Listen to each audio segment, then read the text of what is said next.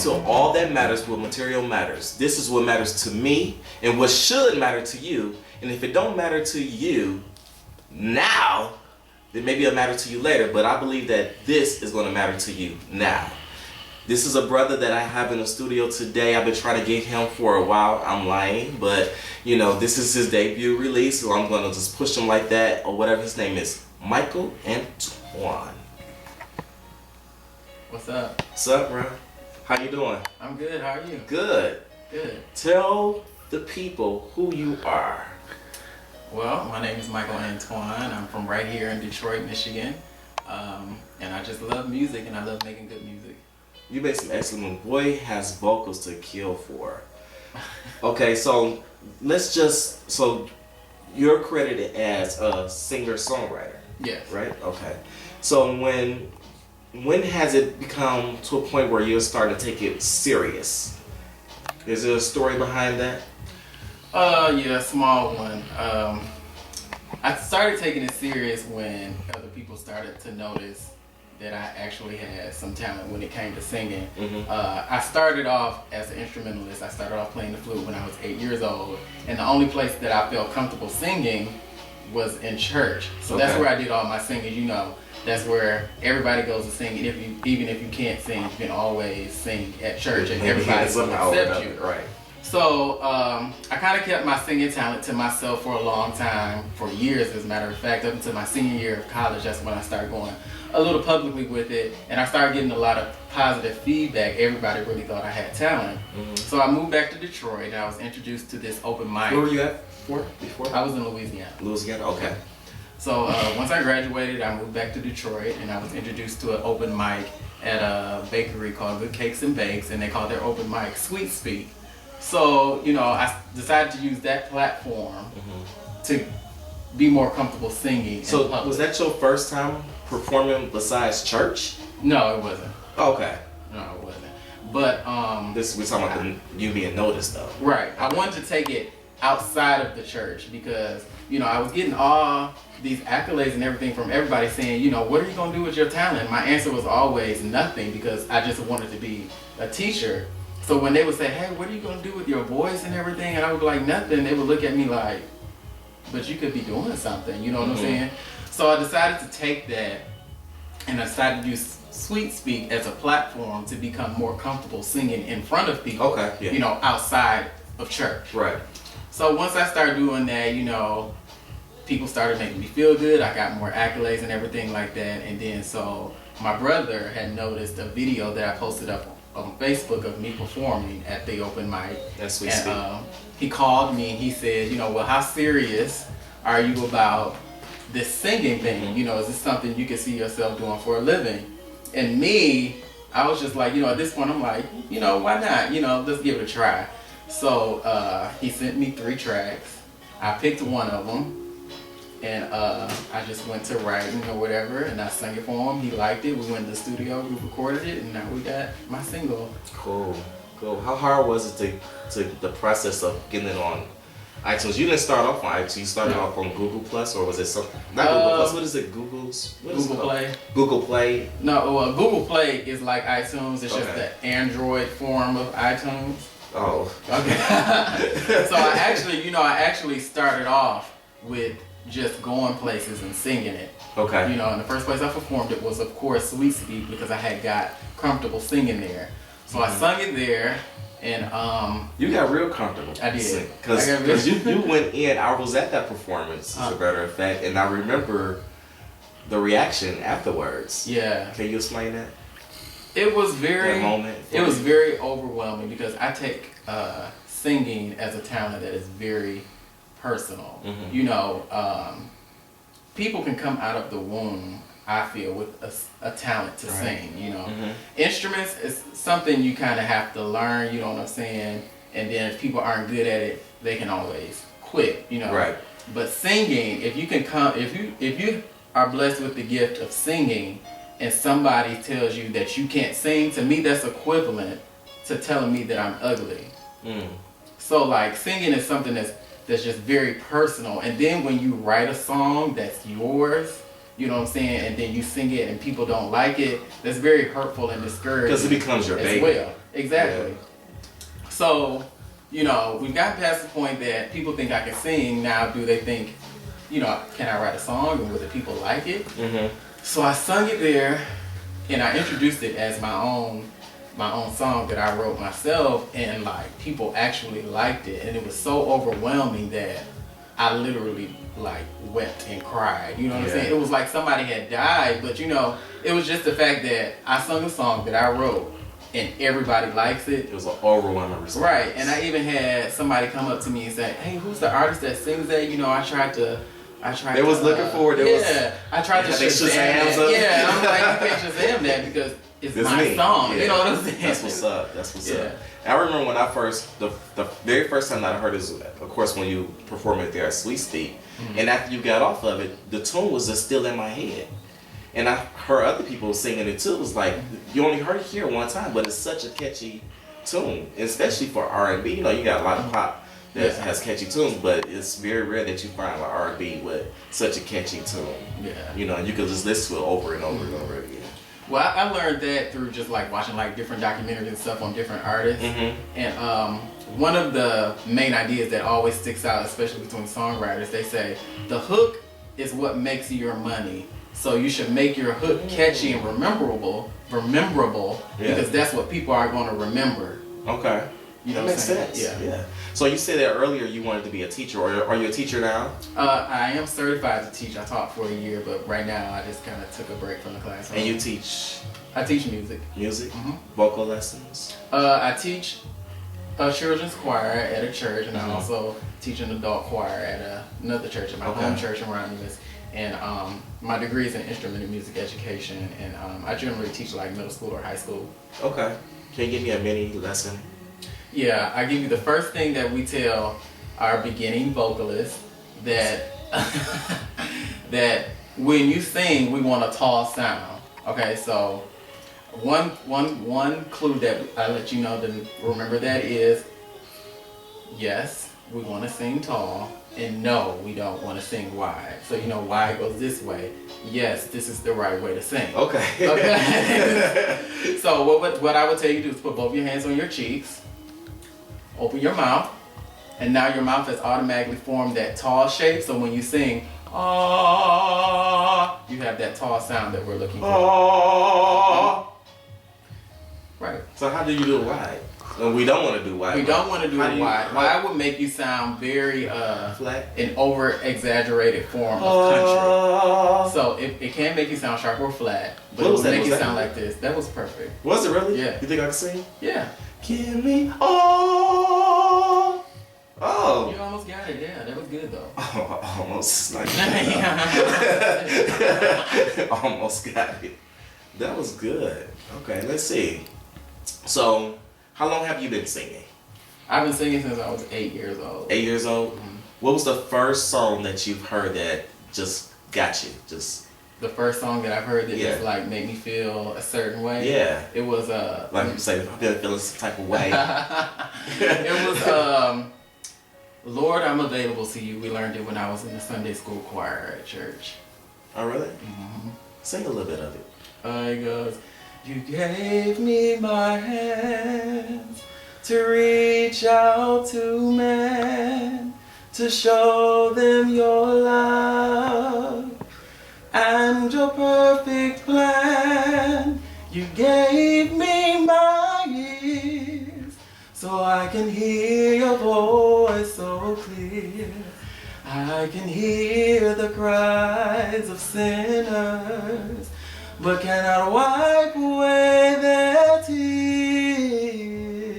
Oh my God, that was great. Now I remember like, I love that you could just sing on cue like that. You know, some people got to have hot tea, innocent, whatever. And I remember one of your favorite songs that you sung, I think it was just out somewhere, someplace. And I was like, Mike, sing me a song. And it was like one of your favorite songs that you sung. Oh, I think I remember that. Was it It was an old song. It was What You Won't Do. Yes. You do for love. You've tried everything, but you won't give up. In my world, Make you do for love what you would not do. Alright. That's talent in Detroit. That's talent in Detroit. I noticed that, and this is no shade to anyone, but I noticed that since you released your single, and I think you're still getting overwhelming responses, since you released it, I noticed that a lot of other singers, great singers that we have, are now putting their Instagram vocals on now and stuff like that. I think you started something. I think you lit a match under other people's asses. Really? I think so, a little bit. And I haven't even noticed. Because you working. It's not because you working. You busy. You already working on your next track. But you know, I always make time to get on Instagram and social media. Yeah. Spend like a couple hours maybe. But you know, I just don't pay attention to what other people are doing. That's great though, because But it's great that, you know, if I have done that, I think that's great. Yeah, it is great. You know, I think sometimes that's what it takes for people though. You're not saying that they wouldn't have done anything otherwise, but I think it just kind of puts a fire up under their ass. Like, you know, look, you got this talent, use it. Yeah. You know. But in the meantime, we're gonna take a break and we're gonna come back with Michael Antoine. Give me all of you. Give me everything that fills you. All your perfect imperfections, I'll make room for you. My heart will let my love mislead you. No. And we're back. This is Material Matters, and I'm sitting here with my dark-skinned twin, Michael Antoine. We're not really twins. We do have beautiful smiles, though. You have to agree with that. And if you've been living up under a rock, Mike Antoine has released a new single called "Perfect Imperfections" on iTunes now, also on Google Play, and where else is it at? You can listen to it on Spotify and Apple Music. And if you listen hard enough, you probably hear it in the background of this video. Right? Right. All right. It's a hit. Y'all should get it. It is a hit. It's very, very catchy, and I like that about it. I'm so excited for you. I can't wait to see what comes next. Yeah, me too. I'm like, you know, this one song, even though I've been listening to it for a long time, you know, I forget that it's new to everybody else.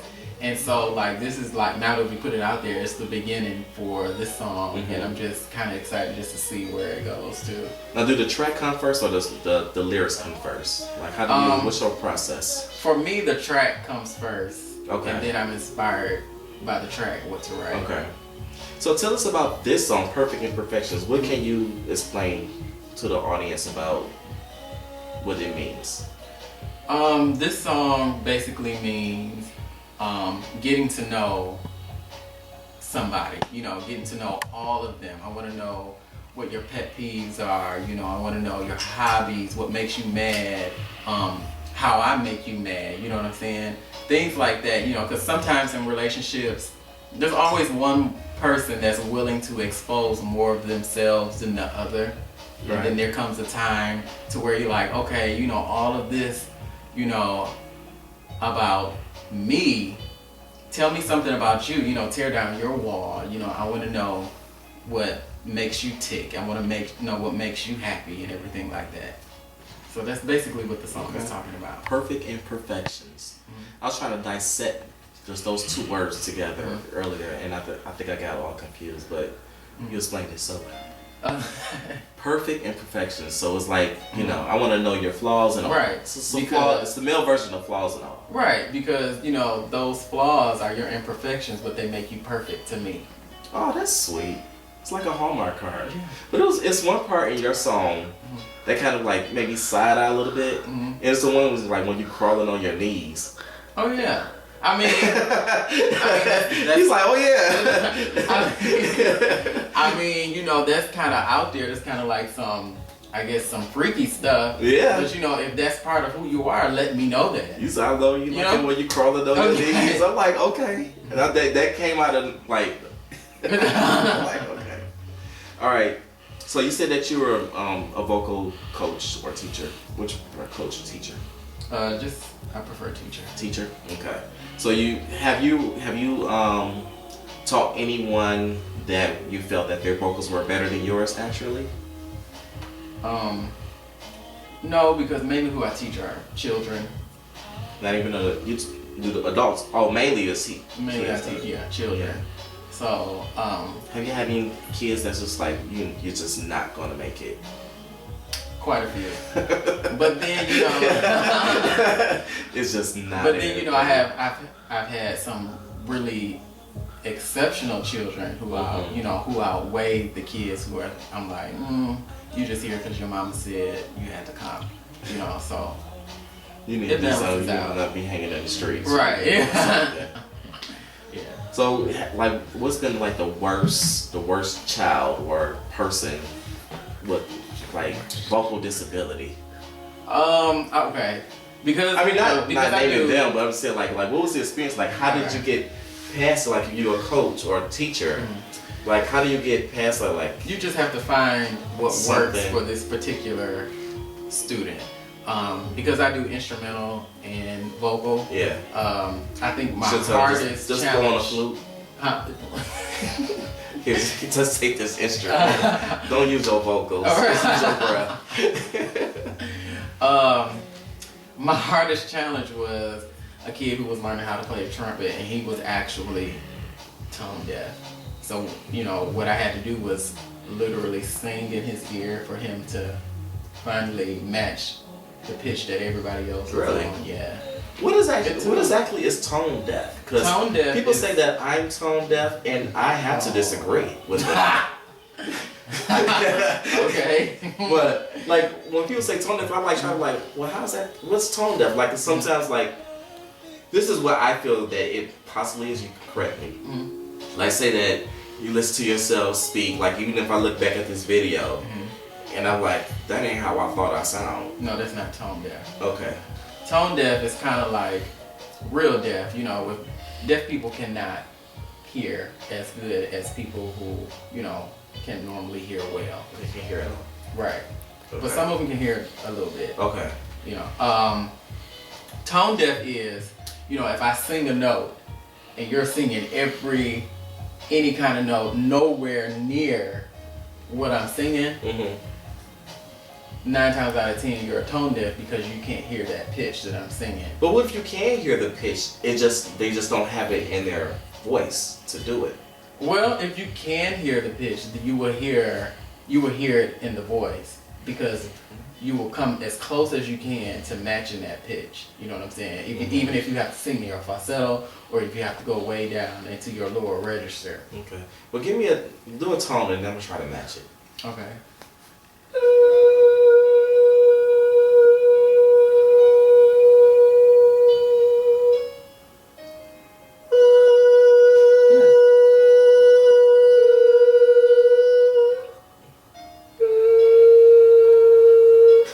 What key was that? I'm not sure exactly what note it is. So I'm not tone deaf then. Right, you're not. So all you bitches lie. Okay. All right. 5 inspirational artists for you. 5 inspirational artists. Okay. I'll try to go in order. Stevie Wonder was the very first artist that inspired me to do music in general. Okay. Then I would have to say. I thought it was your brother in LA, but. I would have to go with Bobby Caldwell next. And then I would have to go with I love Shaka Khan. John Legend. And then Music Soul Child. Okay. Side note. So I was singing your song without the music. Okay. And Jermaine kept thinking I was singing John Legend's song. What? He's like, you're so off. And I'm like, no, I'm not. I've been listening to this song all day. I know this song. Whatever. He's tone deaf. Okay, from the artists that you just named, like what are like one song, that song that you like of that? From Stevie Wonder, my favorite song out of his whole book is These Three Words. I love that song. Shaka Khan would be To the Fire. Yeah, Bobby Caldwell. Bobby Caldwell would be What You Won't Do, You Do for Love. Okay.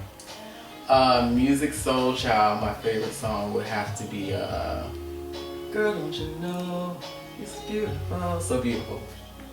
You know that song? Okay, I have to hear it. Yeah, me too. It's a real nice Mine's song. is 143 from him. Okay. And then my You probably favorite... heard me sing that before, haven't you? I have. You should sing it again though to remind me of it. How do it go? Started off funny, now I can pick up. How do it start off? I haven't heard it in so long. 143. Jeez, help me out. We'll come back to it. Yeah. And then my favorite song by John Legend would be A Million. It's from the About Last Night soundtrack. Okay, if you could change, the top songs in your playlist besides yourself. Okay. Like, what do you listen to? Like, when you're jamming, like, what gets you? Anything by Ricky Dillard. I looked at my top 5 playlist today, and Ricky Dillard was up in the top 5. Ricky Dillard. Yeah. I have to admit that I don't know who that is. Ricky Dillard is a gospel artist. Okay. And his choir is based in Chicago. He's very famous. He has a lot of albums. Okay. Ricky Dillard. He's very famous. Yeah. Okay. I never heard of him. Why haven't I heard of him? Do you listen to a lot of gospel? No. That's probably why.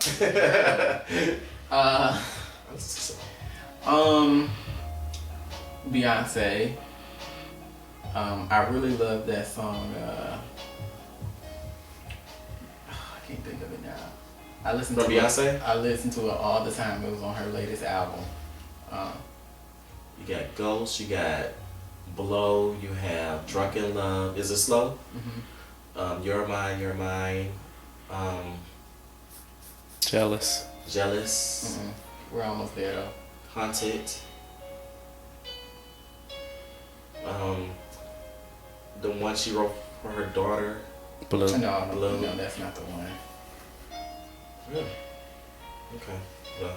It's in my place. I think it's probably just labeled Beyonce. That's why I can't remember the title of it. That's okay. You don't have to remember right now. If you could change one thing, if you could change one thing about the music industry, what would it be?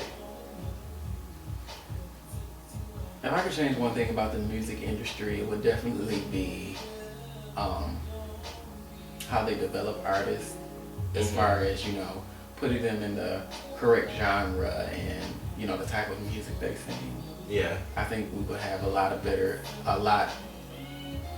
more music of quality if every artist was placed in, the genre that they're. So you think a lot of people are singing R&B that shouldn't be singing R&B, or pop that they should be singing something I think there are else? some artists that are singing pop that definitely should be singing R&B. I think there's some artists that are singing R&B that should be singing pop, or there are some artists that I think would do good, in country. There are some that would do good with gospel. You know what I'm saying? So, do you think that it's because it's this thing now where it seems like R&B is like almost like a dying genre? You think that's why a lot of artists want more pop than R&B now? Yeah, because I think R&B music is challenging. With pop, I feel like people are just trying to make people dance. So I can say anything I want in this song, just as long as it's got a funky beat, people gonna like it. But with R&B, it invokes feeling. It changes. Do you think it has something to do with almost like because we are this internet age now, where everything has to be fast and now and quick, instantaneously, and it's like with the pop music or whatever, you can just you bounce it and stuff like that, and then R&B, it causes you need to slow down, enjoy this melody and these lyrics. But pop music is like because there's been a pretty lot of pop songs that I just be listening to the music And then, you know, maybe a couple months down the road, I listened to the lyrics and I was like, oh, that's what they were saying the whole time. You know what I love about some of the pop music now? Like if you go on YouTube, you have these people that's doing covers, but they do them in a slower version. I like that. I too. absolutely love that. Sometimes. Yeah, that's how I fell in love with Katy Perry's Firework. Because you heard it slow. Okay, who do you model yourself from yesteryear? Like, who do you think that you evoke today? Somebody from... You know, if I had to pick someone from yesteryear, I let one of my coworkers hear the song before it released, and she was telling other coworkers about it, and she was telling everybody that I was a modern day Marvin Gaye, which I think is, you know, it's a pretty far-fetched, I think, you know what I'm saying, for me, just because, you know, it's me. But, you know, just to have that comparison come from somebody else, I think that was pretty cool. But I really don't know. I don't hear Marvin Gaye. Marvin Gaye, he was a singer, but he wasn't like a vocalist singer, I wouldn't say. Not necessarily. He had a tone. He had a good tone, but I wouldn't say that he, like, to me, you're like a vocalist. You know what I'm saying? Like it's a difference to me. Well, like he could, his music, like the way his music makes people feel, is how I want my music to make people feel. Like, his music, he evokes you to want to get up and do something, you know, or it made you want to get up and hug your partner, or, you know, get up and dance, you know, that's what, you know, I want my music to do, you know what I'm saying? It helps you feel all types of ways. But I really don't try to model myself after anybody. I do go to my inspirations for help, like, you know, if I'm stuck or anything like that, you know, I take a listen to some of their tracks and things like that and try to figure out, okay, well, what was their thought process, or, you know, well, how did they overcome this obstacle and everything like that, so. Okay. All right, we're going to take a break, and when we come back, we're going to have Michael sing his new track live. Are you ready for that? Yeah, I'm ready. So when we come back, we'll have Michael Antoine singing his new track. Welcome back to Material Matters. Again, I got a treat for you guys. We got Michael Antoine.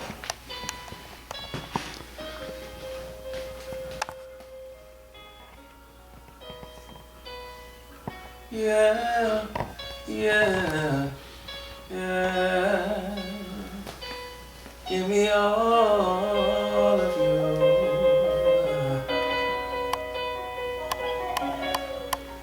Don't make this hard for me. I just really wanna know you. What sets you off, and I gotta know what gets you off. Yeah, don't be so rude to me. Open up and tell me how I feel. I've got to know that this love is real. Give me all of you. Give me everything that fills you.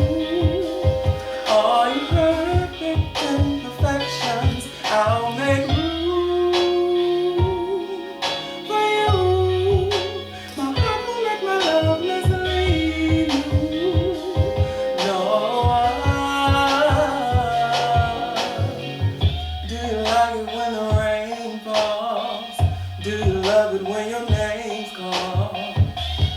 Reading books under a tree. I know you like it when you're crawling on your knees. Loud music when we're bumping and grinding. Do you own a pair of rubies or diamonds? Oh baby, be open with me. Won't you please come clean? Give me all of you. Give me everything that fills you. All your imperfections, I'll make room for you. My heart won't let my love mislead you. No, I just wanna be a lover like no other, babe. Kissing, hugging, squeezing, touching, extra loving, babe.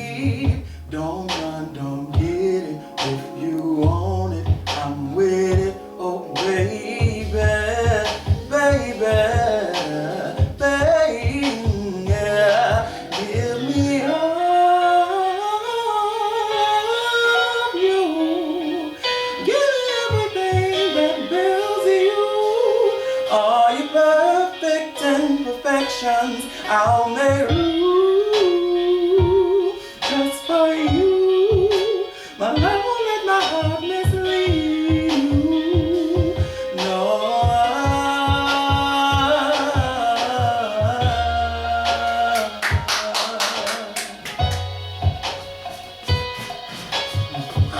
That was great. We were right back with Michael Antoine to finish up this interview. All right.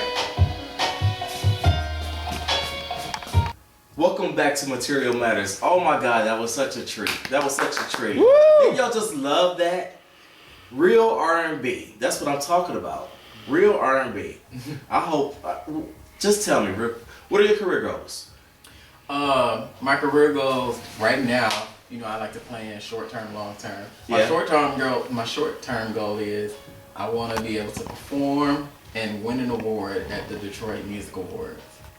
Oh, Yeah, Detroit has the music yeah, awards. I just found out about them, and then they just recently had them, I think, either like a few weeks ago. And I Really? said, you know, I want to win an award, and I want to perform at the Detroit Music Awards. Where do they have this be? Where do they do this? I'm not sure where it was this year. I think they just like have it at like maybe a fancy hotel or maybe a casino or something like that. Okay. Some type of fancy. Well, that's a venue. step. Yeah. That's a step. All right. So, what has been the pivotal moment for you since you started singing? I would have to say when I auditioned for a musical in school, I auditioned to be the Tin Man in The Wiz, and that was kind of like my first dose of what fame is like. That was my first time singing in public for many, many years as a soloist, because the Tin Man had 2 lead songs in The Wiz. Okay. And my song, actually, If I Could Feel, is the very last song in the first act. So I'm the last thing people see before we go to intermission. So I had to get out there and just kill it. Yeah. So, you know, I did what I do. I went out there and I sung, and it was very important to me because it gave me the courage and, you know, the security in knowing that I can actually do this and I can be successful at it. Which is interesting. What is interesting because in our early part of this interview, how you saying, you know, people ask like, what do you want to do with your singing? You was like, nothing. I'm just, you know, you want to be a teacher and stuff like this. Right. You have all these moments or whatever that you had instrumental for you to be a singer. You've been this has been groomed for you. Yeah. And you didn't recognize it. I didn't. Sometimes it's like God gives you, Yeah. you know, pebbles, Yeah. and then you gotta throw a rock at your ass for you to understand, Yeah. or whatever. So this is great for you. Yeah, and it's really funny that you brought that up because I guess before I got interested in instruments, I guess I could already sing. My mom would always ask me to sing in talent shows and stuff, and I never wanted to do it because I had some cousins on my dad's side that were in band, and I wanted to be like them. So I'm like, I don't want to sing. I want to be in band like them. So, you know, that's where she put me because that's where my interest was. And I ended up being very successful in band, and I just kept my singing talent, you know, to myself. And then once, you know, it got to a point to where I couldn't do band anymore, you know what I'm saying? There was nothing left for me to do. So I was just like, I might as well sing. So that's what I did. That's what's up. Do you feel that there is a color barrier that affects the music industry in itself? I think only when we have a certain color dominating a certain genre, and someone of a different ethnicity comes in, then I think the barrier there is like, well, why are you here? And there's an extra incentive for that person to prove themselves, you know, to that genre that, hey, even though I'm white, Hispanic, Japanese, or black, you know, I can sing this music and I still belong here. I think that's the only color barrier within the music industry that we're having a hard time with. You don't think that sometimes it could be a light skin, dark skin thing? Because when you was just speaking of the first, you know, who I was thinking about rap, and I was thinking about what's that white chick name? Sorry, so bad. Yeah, her. I was about to call her Zay Banks. I think it was that, but that's what I was thinking about. You know, you know, she had this Australian girl come in and you know, attempting to dominate the rap female world, being white or whatever. And it's even, you know, even when Pink came out, you know what I'm saying? She was kind of like, you know, people are like, well, who is this girl? It was just interesting because I think that in a lot of instances that white people that sings quote unquote black music, a lot of times they get a pass because you know you think we had Michael McDonald, is that his name? Yeah. We had him, Dow, and you know, and then Christina Aguilera sorta, you know, get that tone or whatever, and so they get like a pass. But it's like when you get this girl comes in that's trying to do rap or whatever, you know, she's getting all this heat. Right, exactly. But you don't think it has anything like the darker skin tone versus the lighter skin tones as far as... No, not necessarily. I don't think so. To me, you know, with me, I think it's more like, you know, it's talent based. You know what I'm saying? And we would like for it to be a talent based, but you know, truth be told, in mainstream America or for everywhere, it is about, like what we was talking about earlier, like how they groom the artists and how you know they want you to look a certain way and you know how you dress and whatever, instead of just really focusing on the music. Right. You know, there's only a few people that has actually just came in with their ranks and just really just showcased their talent without really showing a presence in that sense. Who would be your dream duet? My dream duet will have to be. I would love to do a song with John Legend. Yeah. I would absolutely love it, even if I'm just in background. Really? Yes. Really? Okay. Anyone else? Well, I want Jasmine Sullivan. I love her.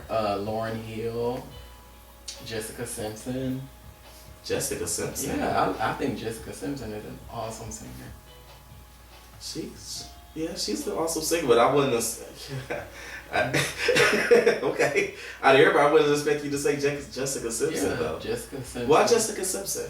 You know, Jessica Simpson, you know, she has always been the underdog, you know what I'm saying? But she came out with Christina and Britney. Right. And you know, Christina's a powerhouse singer, Britney is a powerhouse performer.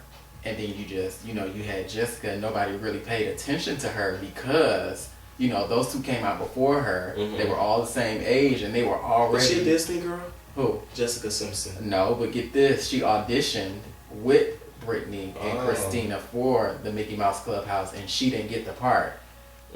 But they did, and then here they coming out with the album before her, and now she's like, I guess, quote unquote, trying to play catch up. But Jessica Simpson is an awesome singer. Cool.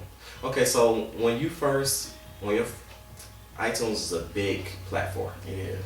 So when your song first got released on the iTunes, what was the feeling for you? I was in shock. Like, I was in a state of shock. Like, I got a song on iTunes with Jill Scott and them. You know what I'm saying? Right. All of these artists got songs on iTunes. Because it's funny, because when mine is on there too. When I purchased your song, because I did purchase it, I didn't get it free because I know him. You know, I supported him. When I purchased it, you know, they'll say like, you more awesome than like, or whatever. Jill Scott was there. He was in the rank with those, yeah. Yeah. So yeah, that's what it was. I was like, I'm in the ranks with these guys. So I want you to give me one word that comes to your mind if I say these artist names. Okay. Just one word if you can. Jocelyn Hernandez.